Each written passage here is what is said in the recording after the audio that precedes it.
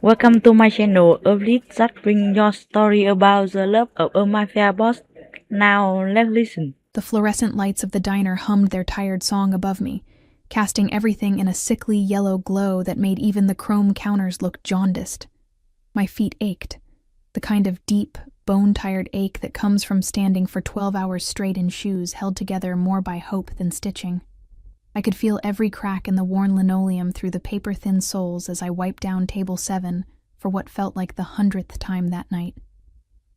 The smell of burnt coffee and grease had seeped so deeply into my uniform that I couldn't remember what my own scent was anymore, just synthetic vanilla air freshener, fighting a losing battle against decades of fried food, the sharp tang of industrial cleaner, and the particular staleness that clings to places that never close, never rest, never let their workers rest either.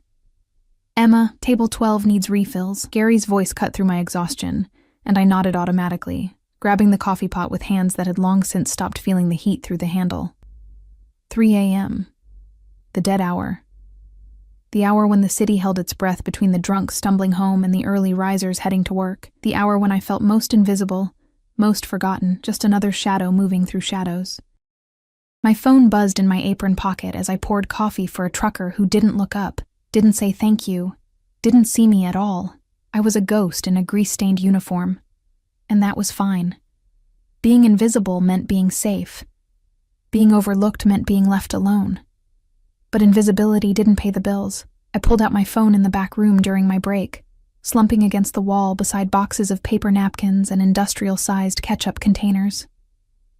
My daughter's face smiled up at me from my lock screen. Lily, 5 years old, gap-toothed and perfect, staying with my mother tonight like she did every night I worked the graveyard shift. The text from my ex, Marcus, glared up at me. "Can't make the child support this month. Got some debts to handle. You understand?" I didn't understand. I never understood how a man could create a life, and then treat that responsibility like an optional subscription he could cancel when inconvenient. But anger was a luxury I couldn't afford, and tears had stopped coming months ago. My finger hovered over his contact. I wanted to scream at him, to demand he be a father, to tell him that our daughter asked about him every single day. Instead, I found myself typing something else entirely, something I'd never had the courage to say to his face. "Baby, I need you tonight. I can't do this alone anymore, please." My thumb trembled over the send button. Pathetic. Desperate. Everything I'd sworn I'd never be again after he left. But exhaustion makes you stupid. Makes you reach for things you know will only hurt you more. I pressed send. The whoosh of the message leaving made my stomach drop immediately. Regret flooded through me, hot and nauseating. I stared at the screen, watching the message show as delivered, then read. But something was wrong. The contact name at the top of the conversation wasn't Marcus. It was Emma Valentino. My blood turned to ice. Valentino. The customer from last week. The man in the expensive black suit who'd left a $100 tip on a $12 check, and whose business card I'd saved in my phone because you didn't throw away opportunities, even when they came from men whose eyes held secrets dark enough to drown in. No, no, no, no. The words tumbled out in a desperate whisper as my shaking fingers tried to unsend, to delete, to undo what I'd just done. But the message sat there, taunting me with its permanence. Read. Seen. Irreversible. 3 dots appeared at the bottom of the screen. He was typing. My heart hammered against my ribs so hard I thought they might crack. The back room suddenly felt smaller, the walls pressing in, the smell of grease and desperation suffocating. I couldn't breathe, couldn't think, could only stare at those 3 dots that pulsed like a countdown to disaster. The dots disappeared, then reappeared, then disappeared again. My hands were shaking so badly I nearly dropped the phone. What had I done? Men like Monsieur Valentino, men who wore suits that cost more than my yearly salary, who moved through the world like they owned it, who left tips that made my manager's eyes bulge. Those men didn't receive desperate, vulnerable texts from broke waitresses at 3 a.m. Those men didn't respond to weakness with kindness. The phone buzzed in my palm, and I almost screamed. Address. Just one word. A command, not a question. No punctuation, no warmth, Just stark expectation typed in a way that suggested he was used to being obeyed without explanation. My fingers froze. Every instinct screamed at me to ignore it, to block the number, to pretend this never happened. I could claim it was a joke, a wrong number, anything but the truth of my pathetic desperation laid bare. But another part of me, the part that was drowning in bills and exhaustion and the crushing weight of doing everything alone, that part whispered dangerous possibilities. Before I could stop myself, before logic could override the reckless surrender of someone who had nothing left to lose, I typed my address. Another whoosh. Another irreversible choice. 30 minutes. The reply came instantly, and with it, a strange calm settled over me. I'd stepped off the cliff. There was no point in screaming during the fall. I told Gary I had a family emergency, grabbed my jacket, and walked out into the November cold. The night air bit at my exposed skin, turning my breath to fog. But I barely felt it.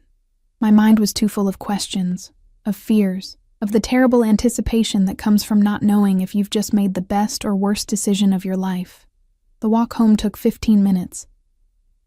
My apartment building looked even more depressing than usual. Crumbling brick, flickering hallway lights, the permanent smell of mildew and other people's cooking.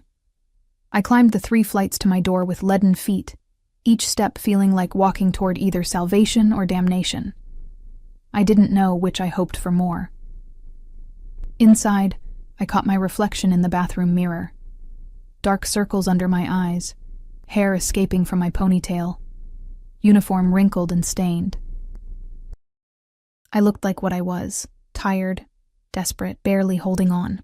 There was no time to change, no point in pretending to be anything other than what he'd see anyway. 28 minutes had passed when I heard the sound of a car engine outside.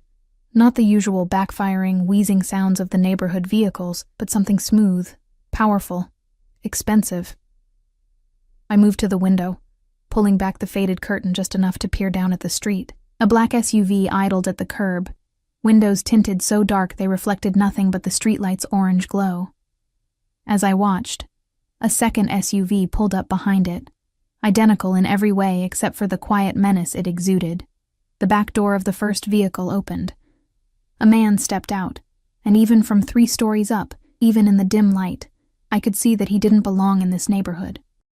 His long black coat moved like liquid shadow, and even the way he stood, utterly still, utterly aware, spoke of controlled violence and absolute authority. 2 more men emerged from the second SUV, flanking positions, hands hidden in their coats in a way that made my mouth go dry. Then he looked up, directly at my window, directly at me. I stumbled back from the curtain, heart in my throat, but it was too late. He'd seen me. And now he was moving toward the building entrance with the fluid grace of a predator who'd already decided his prey wasn't going to run. My phone buzzed. Open the door. I stood frozen in the center of my tiny living room, surrounded by Lily's scattered toys and my secondhand furniture, listening to the sound of footsteps climbing stairs, getting closer, closer, until they stopped right outside my door. A knock. Not aggressive, not impatient. Just 3 measured raps that somehow conveyed more threat than any amount of pounding could have. My hand reached for the doorknob before my brain could override it. Some part of me, maybe the part that had already surrendered, already fallen, needed to see what happened next. I opened the door. Monsieur Valentino stood in the hallway, and up close, he was devastating. Not handsome in any conventional sense. His features were too sharp, too severe, carved from something harder than flesh. His jaw was defined in a way that suggested clenching, control, barely contained force. Dark hair swept back from a face that might have been beautiful if it weren't so terrifying. But his eyes, God, his eyes, they were the color of smoke and steel, cold and assessing, taking in every detail of me, my apartment, my life in a single sweeping glance that felt like being X-rayed, stripped, seen in a way I'd never been seen before. The scent hit me then, expensive cologne underlaid with something darker, something like gunpowder and cedar and power. It filled the doorway, filled my lungs, made my head spin. Behind him in the hallway, I could see the two men from the SUV taking positions at either end of the corridor. Guards, protection, or perhaps just witnesses to whatever was about to happen. "You're going to invite me in, Emma." His voice matched everything else about him. Low, controlled, with an accent I couldn't quite place. Italian, maybe. Russian. Something that came from money and violence in equal measure. He knew my name.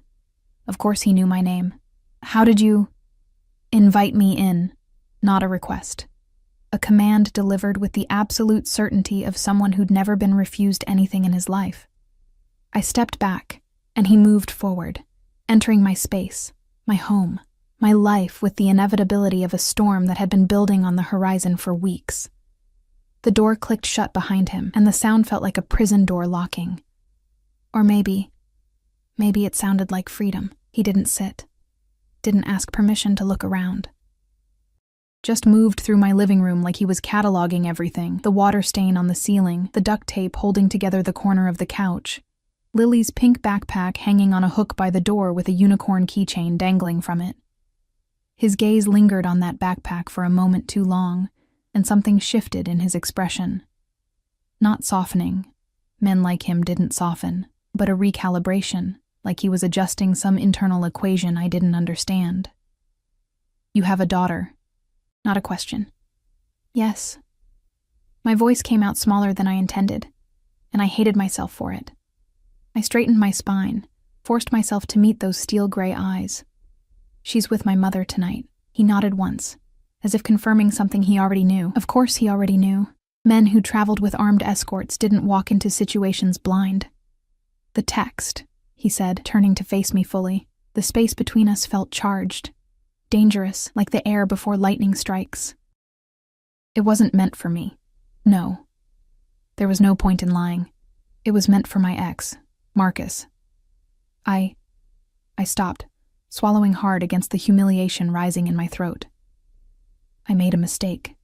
You saved my contact as M. Valentino." He took a step closer, and I fought the urge to retreat. "Why?" "You left me your card, last week at the diner. You said if I ever needed anything, I meant if you needed a job, Emma. A real job." Another step. He was close enough now that I could see the tiny scar above his left eyebrow, the shadow of stubble along his jaw. "Not whatever desperation made you send that text to a man who clearly doesn't deserve it."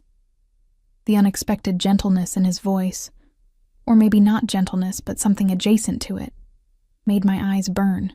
I blinked rapidly, refusing to cry in front of this stranger who somehow felt like the most dangerous person I'd ever met. "I know it was stupid," I whispered. "I know I shouldn't have—" "Show me your phone." I blinked. "What?" "Your phone. Show me the messages with him, with Marcus." Every instinct screamed at me to refuse, to maintain some shred of dignity, some boundary between my catastrophic personal life and this man who radiated controlled violence. But those eyes, they weren't cruel. They were calculating, yes, and cold. But beneath that ice was something that looked almost like fury. Not at me. For me. My hands shook as I pulled out my phone and opened the messages with Marcus. Months of ignored requests, broken promises, excuses that grew more elaborate and less convincing with each iteration. I handed it to Monsieur Valentino, watching his face as he scrolled through my humiliation, my desperation, my pathetic attempts to make a deadbeat father care about his own child. His jaw tightened with each message. The muscle there jumped, flexed, like he was physically restraining himself from something violent. "He owes you money." Still not a question. Child support. But it's fine. I can... How much? It doesn't matter. How much, Emma? His voice dropped lower, took on an edge that made my stomach flip. Command and promise wrapped together in 3 words. $4,200. But really, I shouldn't have...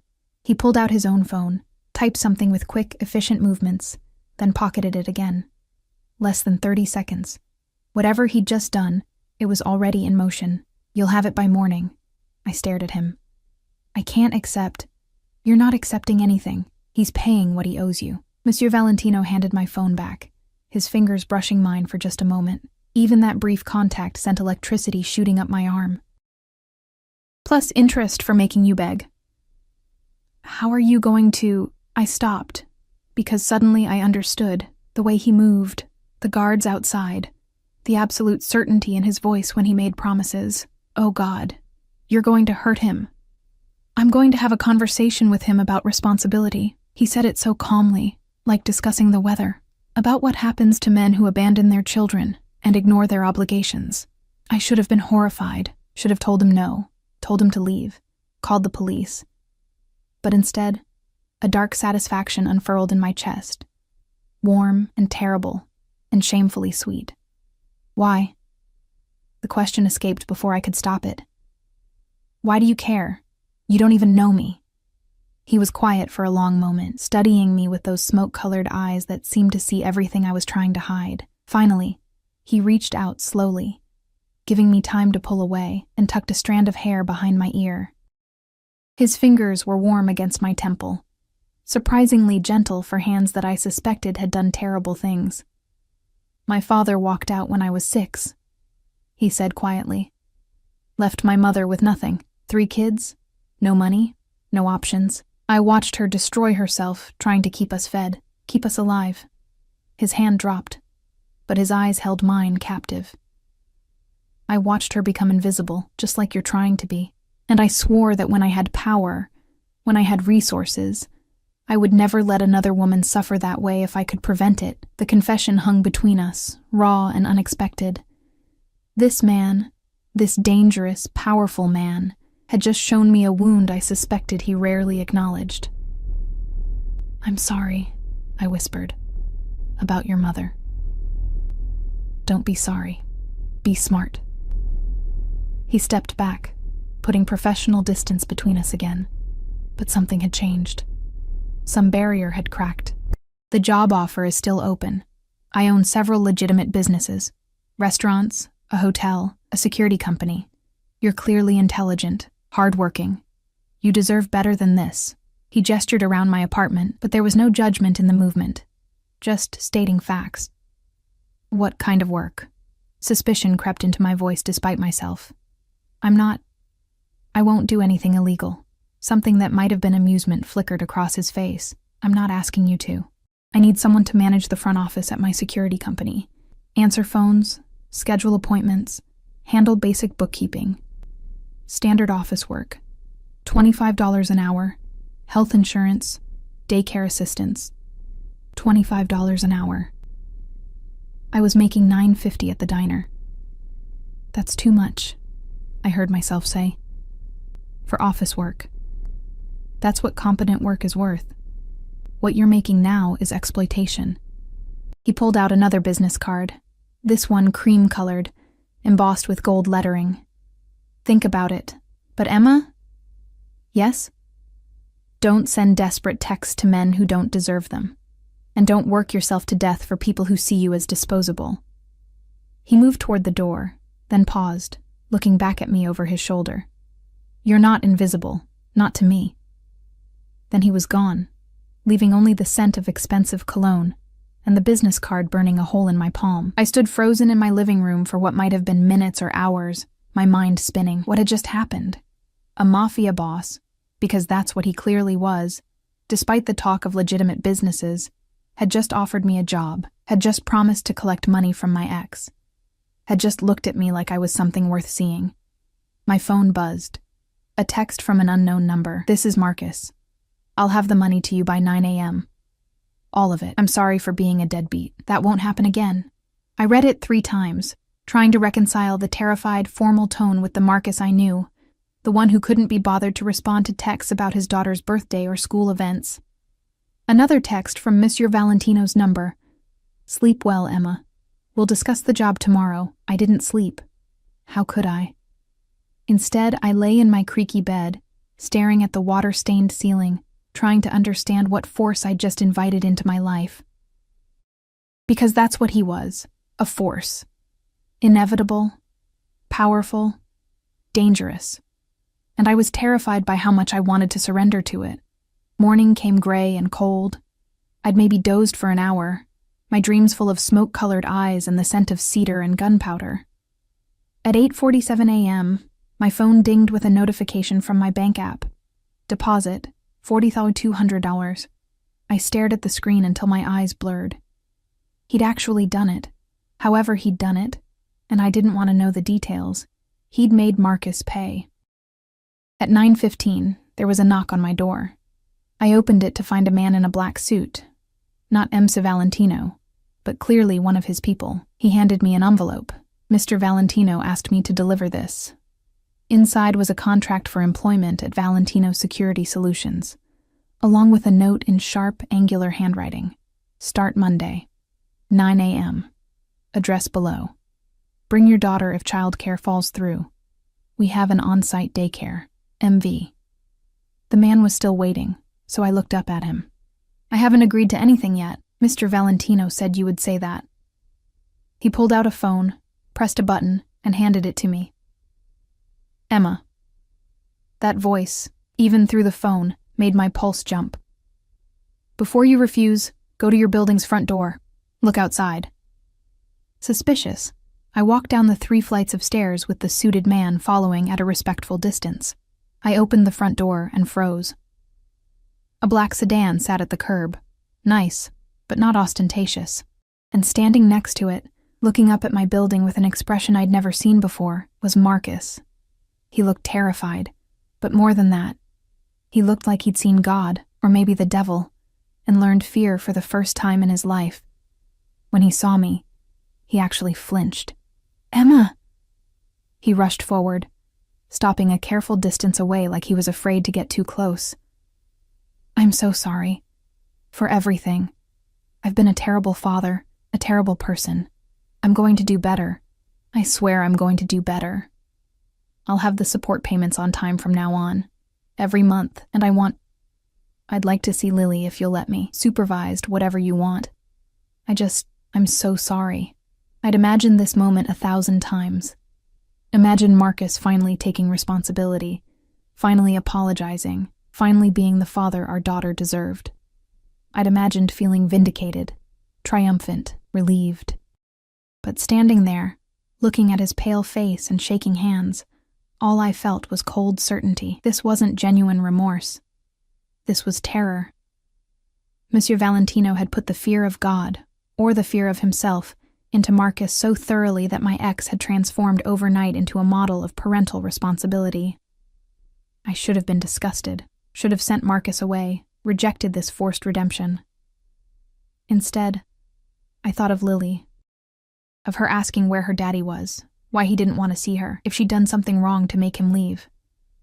Supervised visits, I heard myself say, once a week to start, through my mother's house. And if you miss one payment, one visit, one chance to be there for her, you'll never see her again. Understand? Yes, I understand. Thank you, Emma. Thank you so much. I turned and walked back inside without another word, the suited man following. At the top of the stairs, he handed the phone back to me. Did you see? Monsieur Valentino's voice was quiet, almost gentle. I saw. And the job? I closed my eyes, standing in the dingy hallway of my apartment building, holding a phone connected to a man who could apparently reshape reality with a few orders, a man who'd looked at my broken life and decided to fix it without asking permission, a man who made me feel seen for the first time in years. I'll start Monday, I whispered. Good. I could hear the satisfaction in his voice. I'll send a car for you, 8:30. I can take the bus. Emma. Just my name, said in that tone that brooked no argument. Let me take care of you, please. And there it was. The truth beneath everything else. This wasn't just about a job, wasn't just about helping a struggling single mother. This was about possession. He'd decided I was his to protect, his to provide for, his to keep. And God help me, I wasn't sure I wanted to stop him. The weekend passed in a strange fog of anticipation and dread. I told my mother about the new job, carefully editing out any details about how I'd obtained it, and watched her face light up with relief she tried to hide. Lily was ecstatic about the new office with the daycare, even though I hadn't committed to using it yet. But Saturday night, alone in my bed after tucking Lily in, I let myself Google M. Valentino I shouldn't have. Ignorance might have been safer, might have let me pretend this was just a generous businessman with a soft spot for struggling mothers, but I needed to know what I was walking into. The search results painted a picture that made my blood run cold and hot simultaneously. Matteo Valentino, 34 years old, owner of multiple legitimate businesses across the city, but beneath the carefully curated public image, there were whispers, rumors, carefully worded news articles about alleged organized crime connections, and under investigation, and no charges filed. There were photos too. Him in expensive suits at charity galas, always with a beautiful woman on his arm who looked temporary, disposable. Him leaving courthouses with lawyers flanking him like guard dogs. Him at a restaurant opening, cutting a ribbon while men in dark suits watched the crowd with predatory awareness. In every photo, his eyes held that same cold calculation I'd seen in my apartment. The eyes of a man who'd built an empire on violence and fear, even if the tax return said otherwise. I should have been terrified. I was terrified, but I was also exhilarated in a way that made me hate myself a little. Monday morning arrived too quickly. At 8:25, I stood at my apartment window in my best outfit. A simple gray dress that I'd bought at a thrift store 2 years ago, cleaned and pressed until it looked almost professional. My hair was pulled back in a neat bun. Minimal makeup because I didn't own much and never learned how to apply it properly. I looked like exactly what I was. A woman trying desperately to appear like she belonged in a world she'd never been invited into. The black sedan pulled up at exactly 8:30. Not the SUVs from before, but something sleeker, more subtle. A man in a dark suit, not the same one from before, stepped out and looked up at my building. My phone buzzed. He's here. MV. I kissed Lily goodbye, reminded my mother about pickup times from kindergarten, and walked down those 3 flights for what felt like the last time as the person I used to be. The driver opened the back door without a word. The interior was leather and new car smell and a level of luxury I'd only seen in movies. I slid in, feeling like an imposter. My thrift store dress suddenly shabby against such opulence. We drove through the city in silence, leaving my crumbling neighborhood behind, passing through commercial districts until we reached an area I recognized from window shopping on my rare days off. The business district, where buildings were glass and steel and ambition. The car pulled up to a modern office building, all sharp angles and tinted windows. Valentino Security Solutions was etched in brushed metal letters near the entrance. The driver opened my door, 10th floor. Mr. Valentino is expecting you. The elevator was mirrored on all sides, forcing me to confront my reflection from every angle. I looked small, uncertain, terrified. I forced my spine straight, my chin up. Whatever this was, whatever I'd agreed to, I would face it with whatever dignity I could manufacture. The 10th floor opened into a reception area that took my breath away. Modern furniture in black and cream, artwork that looked original and expensive, floor-to-ceiling windows overlooking the city. And behind a curved desk that probably cost more than my yearly rent, sat a woman in her 50s with perfect posture and sharp eyes. Emma Reeves. She smiled, but it didn't reach her eyes. Assessment, calculation. I'm Patricia. I'll be training you for the next 2 weeks. Mr. Valentino is in a meeting but asked that you wait in his office.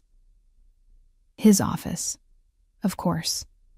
Patricia led me down a hallway lined with doors marked conference room, file storage, security. Everything looked legitimate, professional, exactly like a security company should look.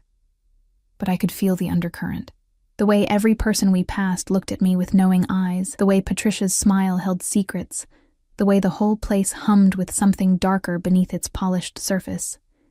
She opened a door at the end of the hall, and I stepped into Matteo Valentino's private domain. The office was enormous, probably bigger than my entire apartment. One wall was entirely windows, offering a view of the city that made me dizzy. The others held bookshelves filled with leather-bound volumes, artwork that looked Renaissance era, a bar cart with crystal decanters filled with amber liquid, and behind a massive mahogany desk sat the man himself. He looked up from his computer as I entered, and something shifted in his expression. Softened, maybe, or perhaps just focused entirely on me in a way that made breathing difficult. Emma. He stood, buttoning his suit jacket in one smooth motion. Today he wore charcoal gray, the fabric draping perfectly over his broad shoulders. "Thank you, Patricia. I'll handle her orientation from here." Patricia's eyebrows rose fractionally, but she nodded and left, closing the door with a soft click that sounded far too final. We were alone. "You came." He said it with satisfaction, like there'd been doubt. "You sent a car, and a contract with a salary I can't refuse." I forced myself to meet his eyes. "Not much of a choice." "There's always a choice, Emma." He moved around the desk, each step measured, controlled. "You could have stayed at the diner, could have struggled and stayed invisible and safe." He stopped a few feet away, close enough that I could smell that cedar and gunpowder scent again. "But you're here. Why?" The honest answer was too dangerous, too revealing, so I gave him a partial truth instead. "Because my daughter deserves better than what I could give her on a waitress's salary." "And?" He tilted his head slightly, studying me like I was a puzzle he was determined to solve. "And because you saw me." The words escaped before I could stop them. Raw and vulnerable, and true. Nobody has really seen me in years. I've been invisible, disposable, barely surviving, but you looked at me like I mattered. The air between us crackled with tension so thick I could taste it. Metallic and dangerous and intoxicating. "You do matter." He reached out slowly, giving me time to pull away, and cupped my face with one hand.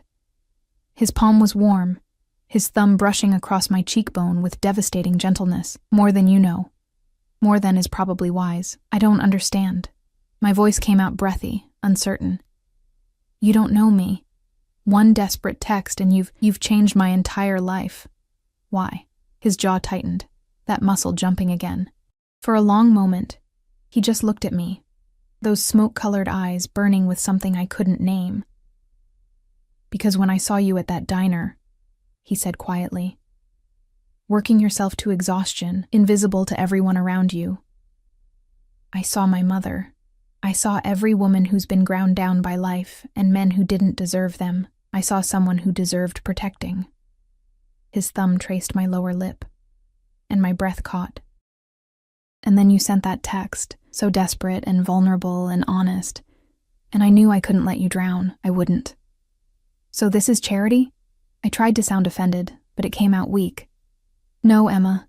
This is far more selfish than that." He leaned closer, his breath warm against my face. "This is possession. This is me deciding you're mine to protect, mine to provide for. Mine." I should have been terrified, should have run. Instead, I leaned into his touch like a starving thing finally being fed. "I'm not a possession," I whispered, even as everything in me screamed to surrender. "No, you're a person. A brilliant, strong, stubborn person who's been fighting alone for too long." His other hand came up to frame my face, holding me gently but firmly. "Let me fight for you. Let me give you what you need. Let me—" A knock at the door shattered the moment. Mateo stepped back smoothly, his expression shifting instantly to cool professionalism, though his eyes still burned. "Come in." A man entered, tall, broad-shouldered, with a scar running down his left cheek. He glanced at me briefly, then focused on Mateo. "We have a situation. The shipment. I'll handle it." Mateo's voice was cold now, businesslike. The gentleness from moments ago had vanished like it never existed. "Give me 10 minutes." The man nodded and left. Mateo turned back to me, and I saw the walls coming up, the professional distance reasserting itself. "Patricia will handle your training today. Learn the systems, the procedures. I'll check on you this afternoon." "What kind of situation?" The question escaped before I could stop it. "What shipment?" His expression darkened. "The kind you don't ask about if you want to keep working here. Understand?" It should have sounded like a threat. Instead, it sounded like protection. Him trying to keep me separate from the darkness he operated in. "I understand." "Good." He moved toward the door, then paused. "Emma, don't go outside without security. Don't take public transportation home. The driver will be available whenever you need him." "Why? What's happening?" "Nothing you need to worry about. Just Trust me. Please. Then he was gone, leaving me alone in his enormous office, surrounded by luxury and books and artwork, feeling more confused and terrified and alive than I had in years. The rest of the day passed in a blur of training. Patricia was efficient, professional, and clearly had her own theories about why the boss had personally hired me. The work itself was straightforward, answering phones, scheduling appointments, managing files. Legitimate business for a security company that also provided private consultations and asset protection services. I didn't ask what those euphemisms meant. I didn't want to know. But I noticed things. The way everyone deferred to Matteo when he passed through the office, not with employee respect, but with something closer to fear. The way conversations stopped when I entered rooms. The way security cameras covered every angle, every entrance, every blind spot. This wasn't just a security company. It was a fortress, and I was now inside its walls. At 4:30, Patricia informed me I was done for the day. Your driver is waiting downstairs. Same time tomorrow. I gathered my purse, my sad, worn purse that looked ridiculous in these surroundings, and headed for the elevator. But before I reached it, a hand caught my elbow. Matteo. He'd appeared from nowhere, silent as smoke. How was your first day? He guided me into the elevator, pressing the button for the parking garage rather than the lobby. Overwhelming, but good. I glanced at him sideways. Patricia thinks you're sleeping with me. Patricia thinks I sleep with everyone. He said it without concern. Let her think what she wants. Your performance will prove otherwise. The elevator descended into the underground garage, fluorescent lights flickering overhead. When the doors opened, I expected to see my driver. Instead, I saw Matteo's black SUV, the same one from that first night, flanked by 2 others, and standing beside them were at least 6 men in dark suits, all watching the elevator with predatory alertness. What's going on? My voice came out smaller than I intended. A precaution. Matteo's hand moved to the small of my back, warm through the thin fabric of my dress. There's been some tension with a rival organization. Until it's resolved, I'm personally ensuring you get home safely. You don't need to, Emma. He turned me to face him, hands on my shoulders. Don't argue, please. Just let me do this. The raw need in his voice stopped my protest. This wasn't about control. This was about fear. His fear that something might happen to me. Okay, I whispered. Relief flooded his face. He guided me to the SUV, his hand never leaving my back, his body positioned between me and... What? Threats I couldn't see? Dangers I didn't understand? The drive back to my neighborhood was silent except for the quiet hum of the engine. But I could feel Matteo's tension, the way his eyes constantly scanned the streets, the way his phone buzzed repeatedly with messages he ignored. When we pulled up to my building, he got out first, scanning the area before opening my door. All 6 security personnel had followed us, creating a perimeter that felt both protective and terrifying. I'll walk you up, Matteo said. Not a request. We climbed the 3 flights in silence, his presence behind me solid and warm and overwhelming. At my door, I fumbled with my keys, hyper-aware of him watching me, of the guards stationed at the stairwell exits, of how drastically my world had changed in 72 hours. I got the door open and turned to say goodbye, but Matteo pushed past me into the apartment, checking rooms with quick efficiency: living room, kitchen, bathroom, bedroom, making sure I was safe, that no one was hiding in shadows. Only then did he relax fractionally. Tomorrow you're moving, he said. I blinked. Excuse me? Here isn't safe. I'm moving you and your daughter to a secure location. You can't just... I can. I will. I won't risk you. His eyes were fierce, desperate. I won't lose you before I even have you. And there it was. The truth laid bare. This wasn't protection. This was obsession. And I was falling into it like quicksand, terrifying and inevitable and impossible to escape. Matteo, I whispered.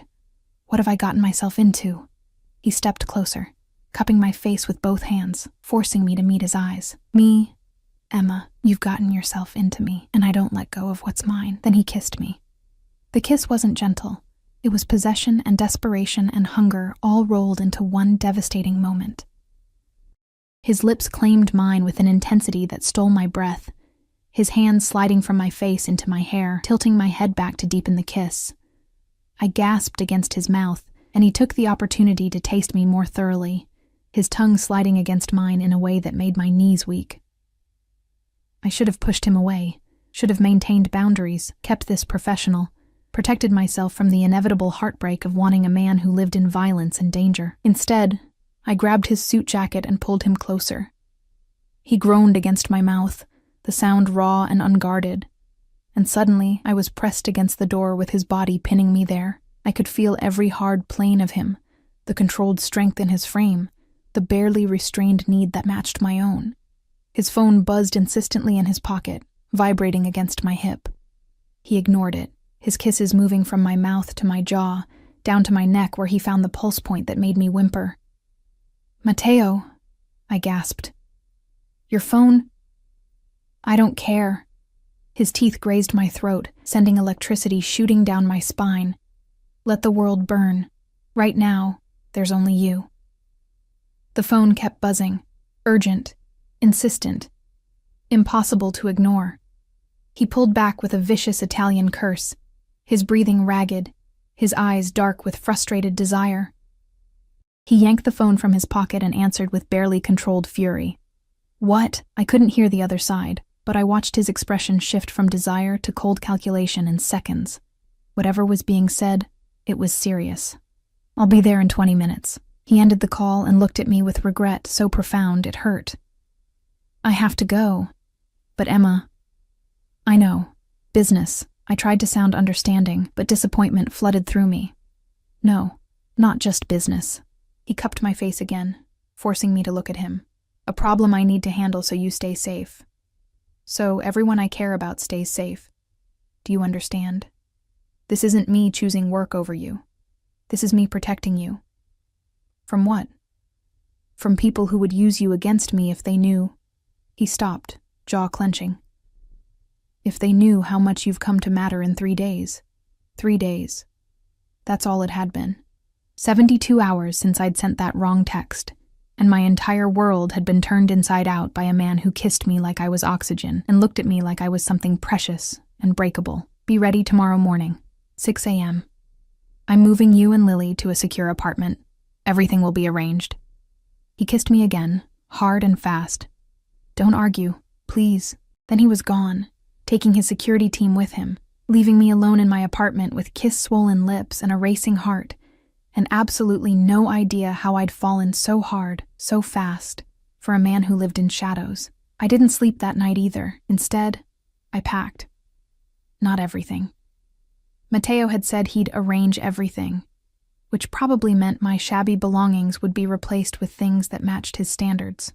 But I packed Lily's favorite toys, our photos, the few things that mattered beyond their monetary value. At midnight, my phone rang. Unknown number. "Hello? Emma Reeves?" A woman's voice, cold and amused. "You don't know me, but I know you. I know you're working for Matteo Valentino. I know you have a daughter named Lily, 5 years old, attends Riverside Elementary." My blood turned to ice. "Who is this?" "Someone who wants you to deliver a message to your new employer. Tell him that Isabella Marchesi sends her regards.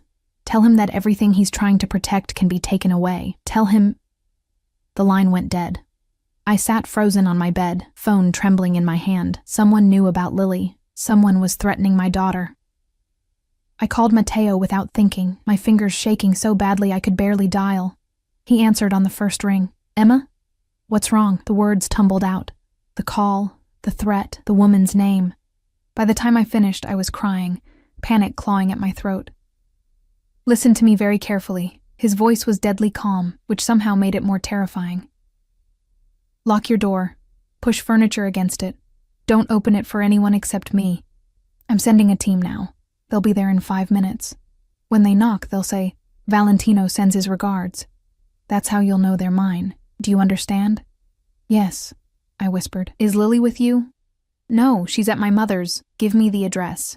Now." I did, hating how my voice shook, hating the fear that had wrapped around my chest like a vice. I'm sending people there too. Your mother and daughter will be brought to you within the hour. Emma? His voice softened slightly. This is my fault. Isabella is... She's someone from my past. Someone who wants to hurt me by hurting what's mine. But I swear on everything I have, nothing will happen to you or Lily. Do you believe me? I don't know, I admitted. I don't know anything anymore. 3 days ago, I was invisible. Now people are threatening my daughter because of you. Silence, heavy and weighted with guilt. I know, he finally said. I know, and I'm sorry. But Emma, it's too late to go back. Isabella knows about you now. The only way to keep you safe is to keep you close, to protect you properly. Will you trust me? Please? What choice did I have? I'd stepped into his world, and now my daughter was in danger because of it. Okay, I whispered. Good girl. My men are outside your building now. Let them in. I heard the knock. 3 measured raps, just like that first night. Valentino sends his regards. I opened the door to find 4 men in tactical gear, armed with very visible weapons. They swept through my apartment with military efficiency, checking every corner, every window, every possible entry point. Clear, the lead one said into his radio, then to me. Ma'am, we'll be stationed outside your door and at the building exits until Mr. Valentino arrives. Your mother and daughter are being picked up now. They're safe. I nodded, numb with shock and fear. True to his word, within an hour there was another knock. I looked through the peephole to see my mother holding Lily, both of them flanked by more men in dark suits. I threw open the door and pulled them inside, crushing Lily against me. Mommy! She squealed, delighted by the late-night adventure. We got to ride in a fancy car with nice men, and they said we're going to a new house. My mother's eyes were wide with fear and confusion. Emma, what is happening? Who are these people? They said you were in danger. I'll explain everything, I promised, though I barely understood it myself. I need you to trust me. We're safe now. Another knock. My heart jumped into my throat. It's me. Matteo's voice came through the door. I opened it to find him standing there in the same suit from earlier. But now it was rumpled, his tie loosened, a smear of something dark on his cuff that I desperately hoped wasn't blood. His eyes were wild, searching, and when they landed on me, they filled with such relief I felt it in my bones. He stepped inside, his gaze sweeping over me, checking for injuries. Then he knelt down to Lily's level, his expression softening in a way I'd never seen. Hello, Principessa, he said gently. I'm Matteo. I'm a friend of your mommy's. Lily studied him with 5-year-old directness. You're very tall, and you have sad eyes. Something cracked in his expression. Surprise, maybe, or recognition. I do have sad eyes sometimes. You're very observant. Mommy says I notice everything. She tilted her head. Are you the one keeping us safe from the bad people? Yes, sweetheart, I am. And I promise nothing bad will happen to you. Ever. The conviction in his voice, the fierce protectiveness, it should have terrified me. Instead, it made something deep in my chest ache. My mother was watching this interaction with wide eyes, clearly piecing together far too much. Emma, we need to talk. Privately, Matteo stood nodding. I'll stay with Lily. Emma, talk to your mother. But we leave in 20 minutes. Everything is ready. I led my mother into the bedroom, closing the door. Is he who I think he is? She hissed. Emma, please tell me you haven't gotten involved with Matteo Valentino. Please tell me you're not that foolish. You know who he is? Everyone knows who he is. He's dangerous, Emma. His family, they're criminals. Organized crime. The kind of people who disappear their problems. She grabbed my hands. What were you thinking? I was thinking that I was drowning. The words burst out of me, raw and angry. I was thinking that I couldn't pay rent. Couldn't feed my daughter properly. Couldn't keep working 16-hour days and still make ends meet. He offered me a way out, and I took it. And now someone is threatening Lily because of him. I know. Tears burned my eyes. I know, Mom. But I can't go back. It's too late. He's right. Now that they know about us, the only way to stay safe is to stay with him. Under his protection. My mother's face crumpled. "Oh, Emma, what have you done? What I had to do to survive," I whispered. "What I had to do to give Lily a better life. But at what cost?" I didn't have an answer for that. 20 minutes later, we were in Mateo's SUV, driving through the city toward an address I didn't recognize. Lily had fallen asleep in my lap, exhausted by the adventure. My mother sat stiffly beside me, radiating disapproval and fear.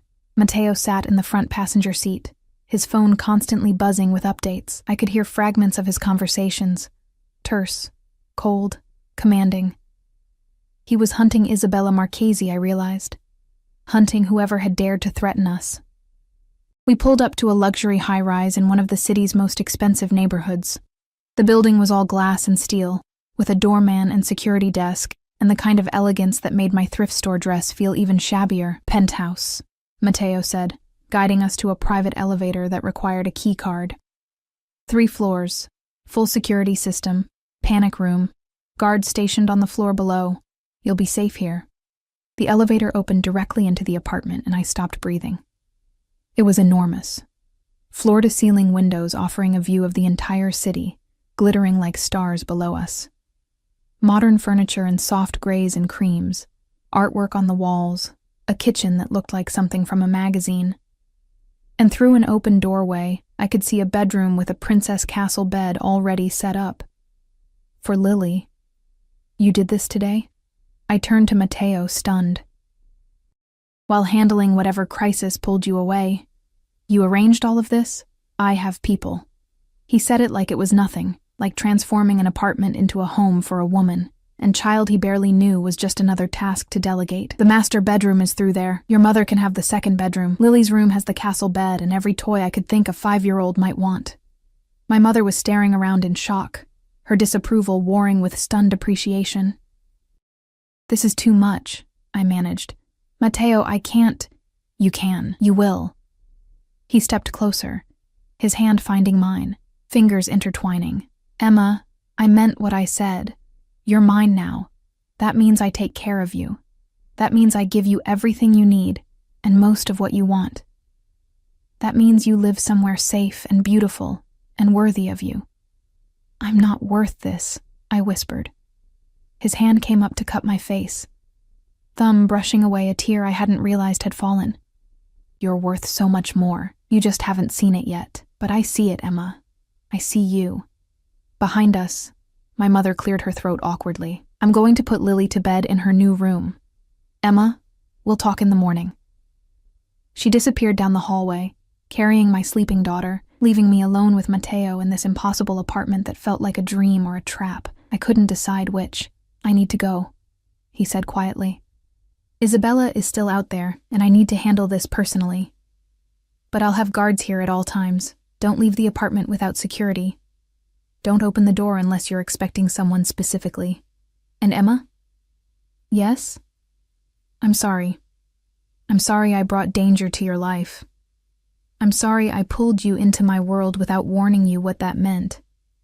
But I'm not sorry I found you. I'm not sorry I want you, and I won't apologize for doing everything in my power to keep you safe." He kissed me then, softer than before, tinged with regret and promise and barely restrained need. When he pulled away, his eyes were dark with emotions I couldn't name. "Sleep well, Bella. I'll see you tomorrow." Then he was gone, leaving me in a penthouse apartment that cost more than I'd earn in a lifetime, surrounded by luxury I'd never imagined, trapped in a gilded cage by a man who terrified and captivated me in equal measure. I walked to the windows and looked out at the city below, glittering and beautiful and full of shadows, where men like Mateo operated. And I wondered if I'd been saved or captured, or if, maybe, they were the same thing. I didn't see Mateo for 3 days. 3 days of living in luxury that felt increasingly like a prison, no matter how beautiful the bars. 3 days of guards stationed outside our door, in the lobby, probably on the roof for all I knew. 3 days of my mother's worried glances, and Lily's innocent questions about when Mr. Mateo with the sad eyes would visit again. 3 days of wondering if I'd made a terrible mistake. Patricia called on the second day to tell me to take the week off, that Mr. Valentino had situations to handle and wanted me to settle into the new apartment. Her tone suggested she knew exactly what kind of situations, and that I should be grateful to be kept separate from them. I was grateful, and terrified, and confused by how much I missed him. On the fourth morning, I woke to find my mother already up, coffee brewing, staring out the floor-to-ceiling windows with an expression I couldn't read. "You love him," she said without turning around. "I barely know him." "That's not what I asked." She turned to face me, her eyes sad and knowing. "Emma, I see how you look at your phone every time it buzzes, hoping it's him. I see how you watch the door. I see you falling. And I'm terrified because men like him. They destroy everything they touch, even when they're trying to protect it. He saved us," I said quietly. "He gave us safety, security, a home. He made Marcus finally take responsibility. He put you in danger in the first place by claiming you as his." My mother's voice wasn't angry, just resigned. "That woman who called, who threatened Lily, she did it because you matter to him, because he made you a target by wanting you." The truth of it sat heavy in my chest. But so did another truth, one I'd been avoiding. "I know," I whispered, "but Mom, I was drowning before him, working myself to death, invisible, barely surviving. He makes me feel seen. He makes me feel like I matter, like I'm worth protecting. Is that so wrong?" "No, baby. It's not wrong. It's just dangerous." She crossed to me, pulling me into a hug. "Just promise me you'll be careful. Promise me you won't lose yourself in him." I couldn't make that promise. I suspected I'd already started losing myself the moment I opened my door to him that first night. Late that afternoon, while Lily napped and my mother read in her room, the penthouse elevator chimed. My heart leaped into my throat. The guards would have announced to anyone coming up. Unless... The doors opened, and Matteo stepped out. He looked like he hadn't slept in days. His suit was immaculate, but his eyes were shadowed, his jaw dark with stubble, his expression carved from exhaustion and something darker. When he saw me, everything in him seemed to collapse inward with relief. "Emma." Just my name, spoken like a prayer. "You look terrible," I said, which wasn't what I'd meant to say at all. I'd meant to demand answers, to ask about Isabella, to maintain some dignity and distance. Instead, I crossed to him, and he caught me in his arms, burying his face in my hair, breathing me in like I was oxygen, and he'd been drowning. "I'm sorry," he murmured against my temple. "I'm sorry I disappeared. I had to handle things. Had to make sure." He pulled back to look at me, his hands framing my face. "Isabella is gone. She won't be a threat anymore. You're safe now. Lily is safe." I didn't ask what gone meant. I didn't want to know the specifics of what he'd done to protect us. 3 days, I whispered. 3 days without a word. I know. I couldn't risk contacting you, couldn't risk anyone tracing communication back to you while I was handling things. But Emma, every second, you were all I thought about. Getting back to you. Making sure you were safe. Making sure... He stopped, his jaw clenching. "Making sure I didn't lose you before I even had you." "You don't have me," I said. But it came out weak, unconvincing. "Don't I?" His thumb traced my lower lip, his eyes dark with need and exhaustion and barely restrained hunger. "Then why does it feel like you're the only thing keeping me human? Like without you, I disappear completely into the darkness I operate in?" "Matteo, I love you." The words burst out of him, raw and desperate. "I know it's too soon. I know it's insane. I know I have no right, but I love you, Emma. I loved you from the moment you opened your door to me looking terrified and brave and so fucking beautiful I couldn't breathe. I love how you see me, really see me. Not the power or the money or the fear, but the man underneath who's just as lost and desperate as you were." Tears burned my eyes. "You can't love me. You don't even know me. I know you work yourself to exhaustion for your daughter. I know you'd rather starve than ask for help. I know you sent a desperate text to the wrong person, and instead of being humiliated, you faced me with dignity and strength. I know you're terrified of me, but you let me in anyway. I know you taste like hope and feel like home."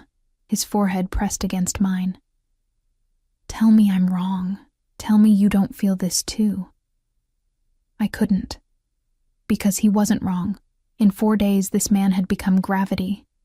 the force that kept me grounded, and the thing that might destroy me if I got too close. I feel it, I admitted, and it terrifies me.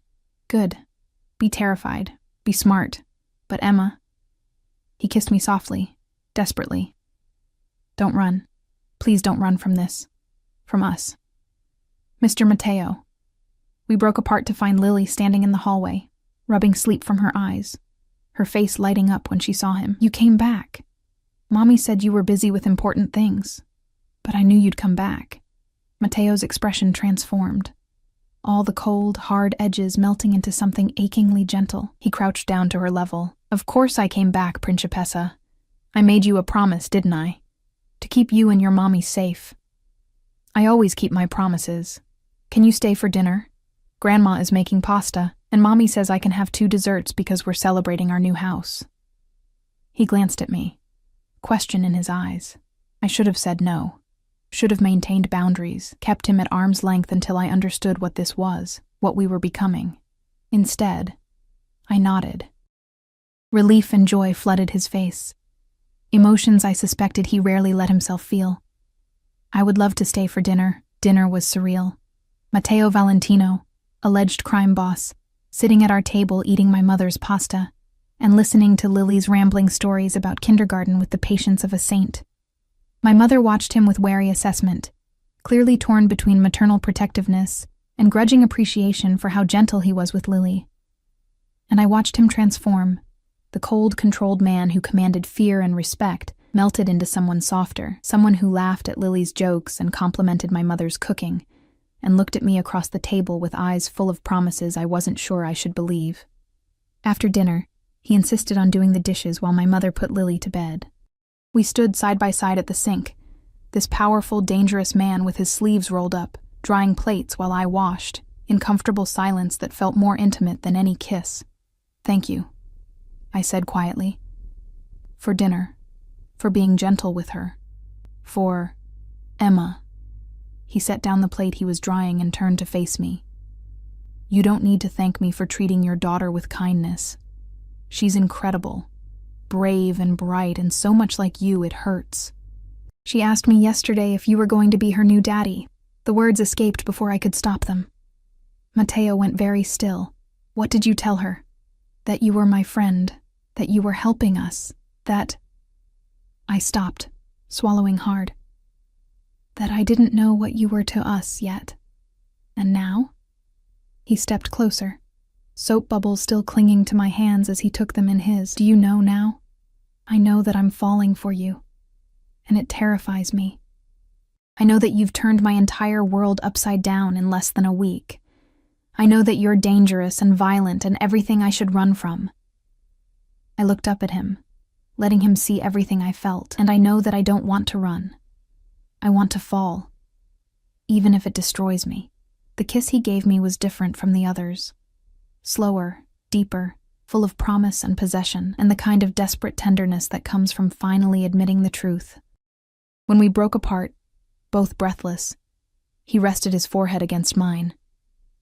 I will never hurt you intentionally. I will protect you with everything I have. I will give you and Lily the life you deserve. But Emma, I need you to understand what choosing me means. Tell me. It means you'll always have guards. It means there will always be danger lurking at the edges. It means you can never be truly invisible again, because being mine makes you visible to everyone. My allies, my enemies, everyone. It means accepting that the man you love operates in darkness, even as he tries to keep you in the light. And if I can accept that? I asked. If I choose you anyway? His arms came around me, pulling me close, his face buried in my hair. Then I spend the rest of my life proving you made the right choice. I spend every day earning the gift of your trust. I become the man Lily thinks I am when she looks at me with those innocent eyes. Someone worth believing in. You already are, I whispered. You just don't see it yet. 3 months later, I stood in the same penthouse, but everything had changed. My mother had moved into a safer apartment nearby, one Matteo had arranged and refused to let her pay for. Marcus saw Lily every Saturday under supervised visitation, terrified into being the father he should have been from the start. And I, I had transformed from an invisible waitress into someone who managed Mateo's legitimate businesses with efficiency that surprised even Patricia. But more than that, I'd become his. Not in the possessive, controlling way I'd feared, in the way that mattered, the way of partnership, of being seen and valued and loved with an intensity that still took my breath away. He'd been right about the danger. There had been 2 more incidents, attempts by rivals to use me as leverage.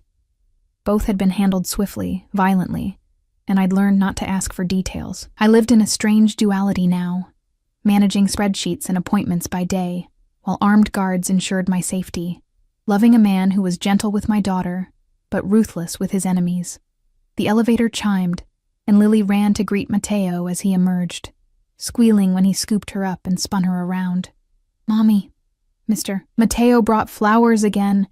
He always brings flowers on Fridays." He set her down and crossed to me, pressing a kiss to my temple as he handed me a bouquet of white roses, my favorite, which he'd learned within the first week. "How was your day, Bella?" His hand settled on my waist, warm and possessive and home. "Busy. The restaurant's quarterly reports need your signature, and Patricia says the hotel needs new security protocols installed. Later." He pulled me closer, his eyes soft in that way that was only for me and Lily. "Right now, I want to have dinner with my girls and pretend the world doesn't exist beyond these walls." "You know it does exist," I reminded him gently. "You can't hide from it forever." "No. But I can steal moments of peace with the woman I love, and the child who's become mine in every way that matters." He kissed me softly. "Let me have this, Emma. Let me have you." And I did. Because somewhere between that desperate text and this moment, I'd learned something crucial. Love isn't about finding someone safe. It's about finding someone worth the risk. Someone who sees your darkness and doesn't run. Someone who protects your light even as they operate in shadows. Matteo Valentino was dangerous.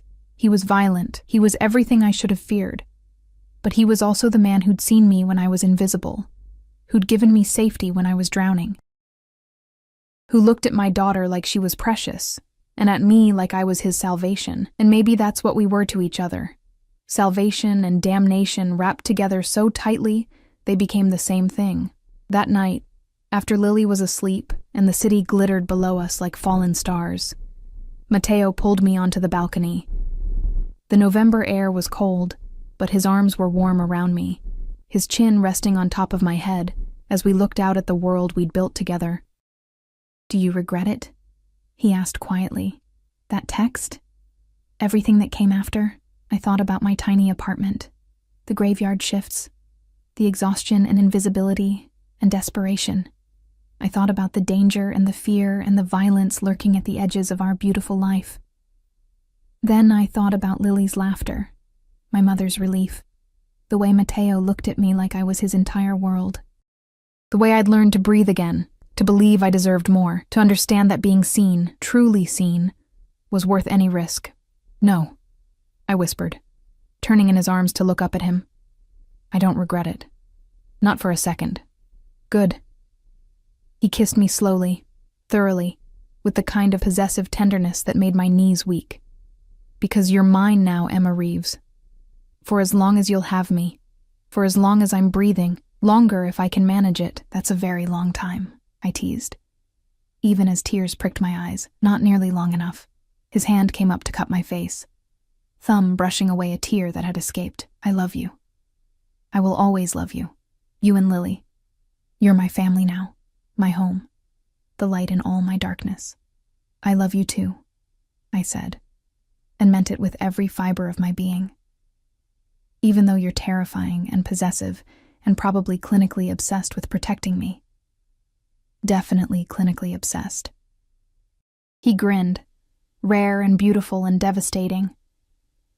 "But you knew what you were getting into when you sent that text." "I sent it to the wrong person," I reminded him. "No, Bella." He pulled me closer, his lips brushing mine. "You sent it to exactly the right person. You just didn't know it yet." And as he kissed me under the stars, in a penthouse paid for by money I didn't ask about, surrounded by guards protecting us from threats I barely understood, I realized he was right. That desperate, vulnerable text had been meant for someone who didn't deserve it. Instead, It had found someone who did, someone who'd looked at my brokenness and decided to protect it, someone who'd seen my strength and decided to nurture it, someone who'd taken my desperation and transformed it into something beautiful and terrifying and real. I'd sent a text to the wrong person and found exactly who I needed. 6 months later, Lily stood in a flower girl dress, scattering rose petals down an aisle while my mother cried happy tears. And I walked toward a man who'd transformed from stranger to savior to soulmate, wearing a ring that caught the light and promised forever. "You look beautiful," Mateo whispered as I reached him, his eyes suspiciously bright. "You look happy," I whispered back. Like the sad eyes Lily noticed are finally smiling, because of you, because of her. Because you both taught me that love isn't weakness. It's the strongest thing I have. He took my hands, his grip warm and steady and sure. "Ready to officially become mine? I've been yours since the moment you walked through my door," I admitted. "This is just making it official." And as we said our vows, surrounded by people who'd become family and guards who'd become friends, I thought about that desperate night 4 months ago. About exhaustion and invisibility, and a text sent to the wrong number. About how the worst mistakes sometimes lead to the best destinations. About how sometimes being saved and being captured are exactly the same thing. About how love, real, terrifying, all-consuming love, doesn't care about timing or logic or whether it makes sense. It just is. And that was enough. More than enough. It was everything.